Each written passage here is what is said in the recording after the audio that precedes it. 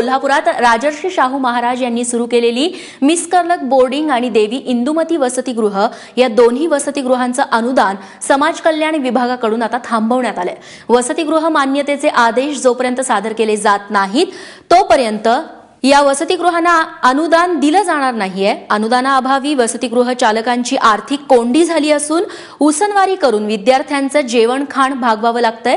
दोन्ही बोर्डिंगचे गेल्या 2 वर्षांचं अनुदान आणि कर्मचाऱ्यांचं 6 महिन्यांचं मानधन थकलेलं आहे। 1908 साली स्थापन झालेल्या या दोन्ही बोर्डिंग्सना 1950 सालचा बोर्डिंग मान्यता आदेश सादर करण्याचे आदेश देण्यात आले। आमच्या बोर्डिंगसह कोल्हापूर जिल्ह्यामध्ये सगळीच बोर्डिंग जी आहेत ती रजिस्टर संस्था चालवतात। फक्त त्यांच्याकडे ते पुढच्या काळामध्ये मान्यता दिलेली पत्र नाहीत।